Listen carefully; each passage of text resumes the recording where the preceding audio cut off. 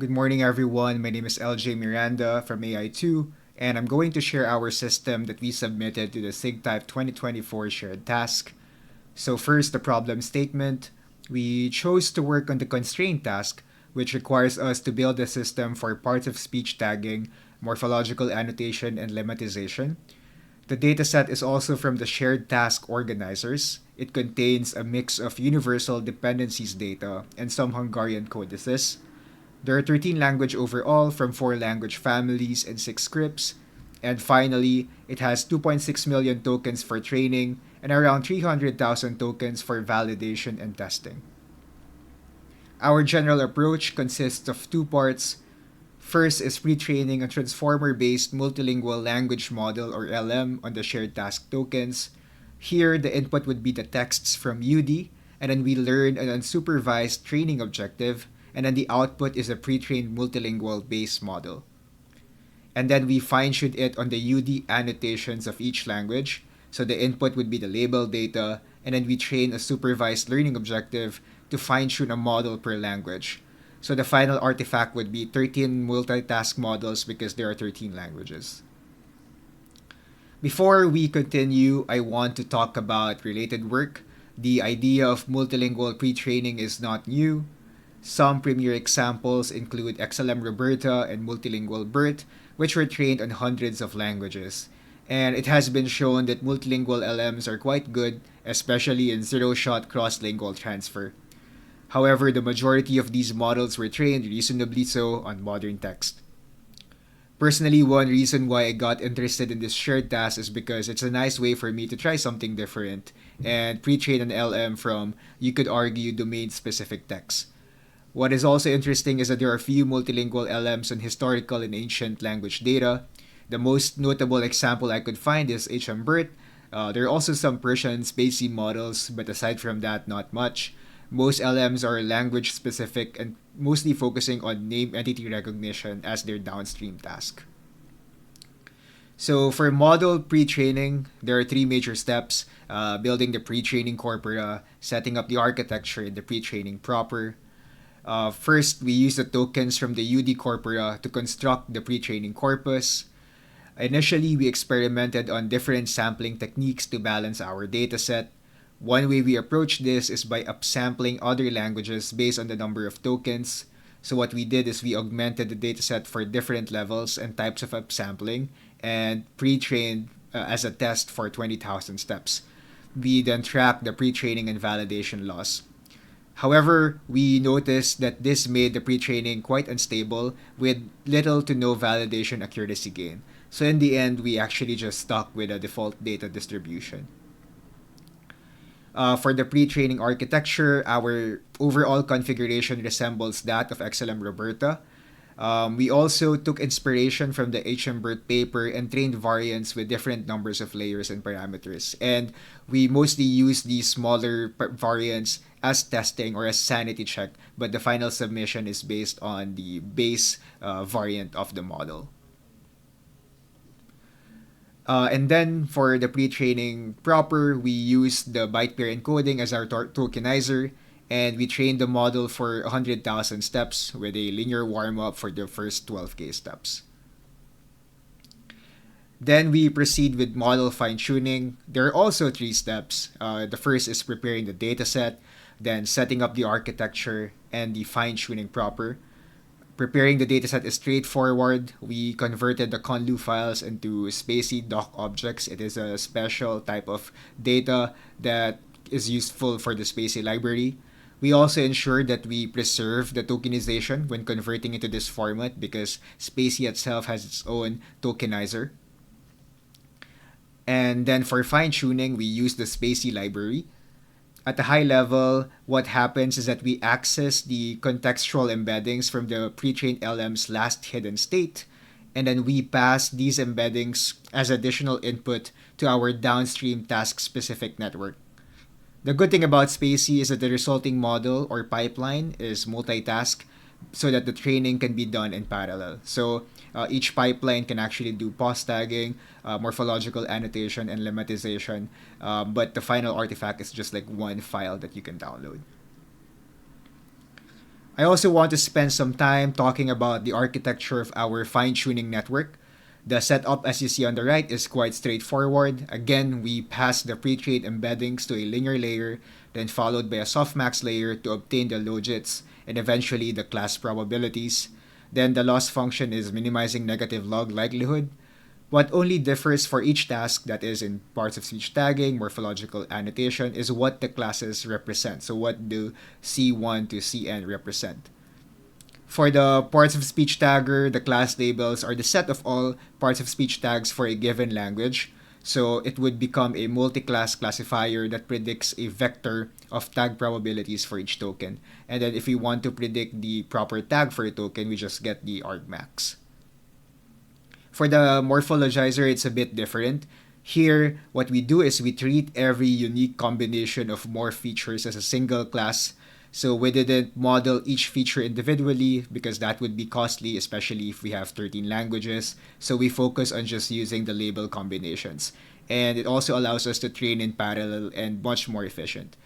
The only limitation is that it won't be able to predict unseen combinations in a training set. So if a unique combination in the test set exists, it will not be found because the classes do not represent that. The lemmatizer also follows a similar approach, but here we're using a neural-based edit tree lemmatizer from Muller et al. So each class is now a set of possible edit trees.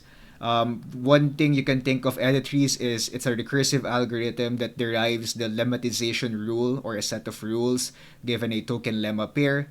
So for a decent sized dataset, you can actually generate hundreds of edit trees. So the classifier's task is now to determine the most probable edit tree for a given token. So if the most probable edit tree can't be applied to the test token, we then back off to the next probable tree and so on until we reach the token's surface form.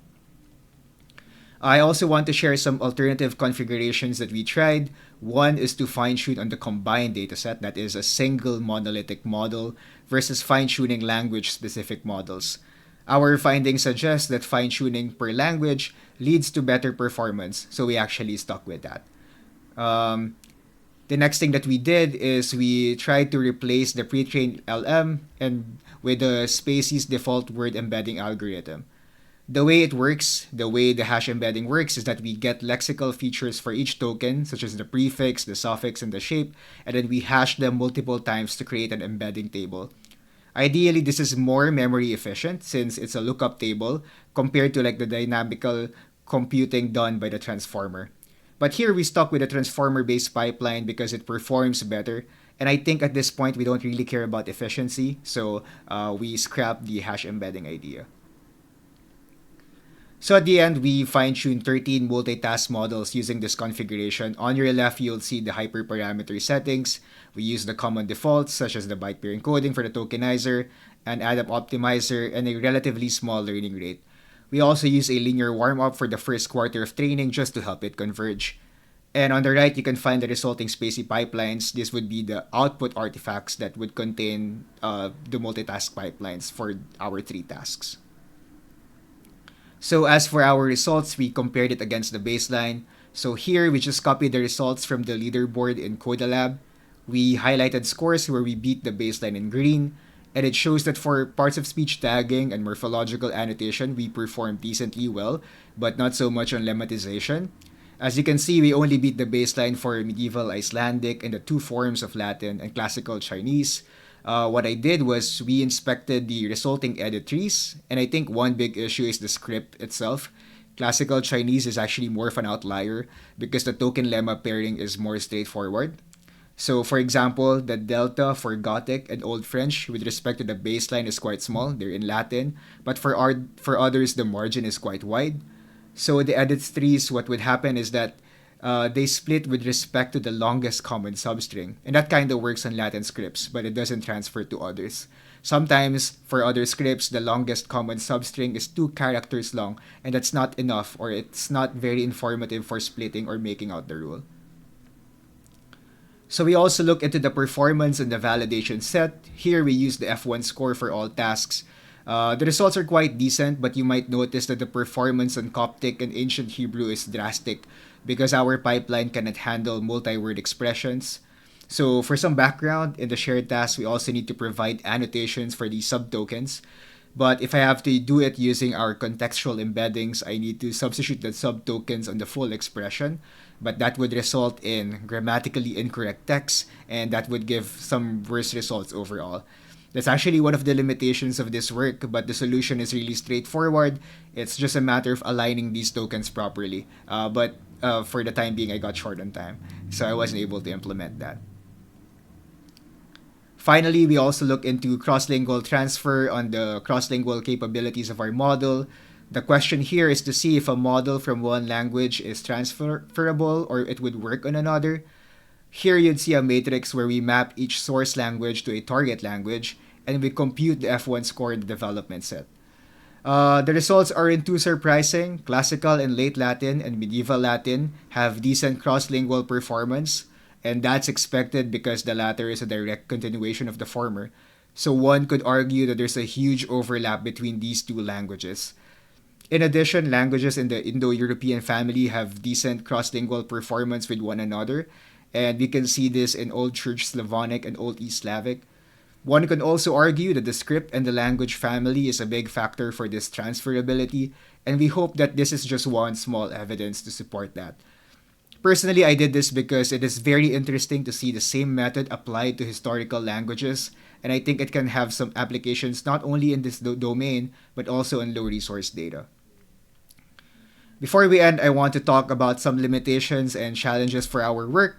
First is the pre-trained LM size. The model that we submitted is equivalent in terms of size to Roberta Base. We would love to have trained a larger model, but there's definitely some computing constraints that hindered us to do that. Second, for the morphologizer, we treat each label combinations as its own class, and we can only predict the scene combinations during inference. One way to solve that is to model each label separately, but with 13 language in the shared task, it might be too much again for the computing budget. Finally, the subtoken performance on multiword expressions is quite subpar as we've seen in Coptic. Our pipeline can only predict the annotation for the full token or the MWE, so whenever we pass the subtoken, the output would not be correct. This can be solved with proper alignment, and that should be very straightforward. So, just to recap, our general approach involves pre-training a multilingual LM on the UD tokens and then fine-tuning a multitask pipeline on the annotations. So from this process, we produced one multilingual LM on the size of Roberta and 13 fine-tuned multitask models, one for each language. Quite good results in the test set. Majority of language task pairs outperformed the baseline, so that's quite good. And the dev set performance is also decent. Finally, all models and artifacts are available on GitHub and Hugging Face, so you can scan the QR code to see all those artifacts and the code. That's it. Thank you so much and have a great day. Thank you for listening.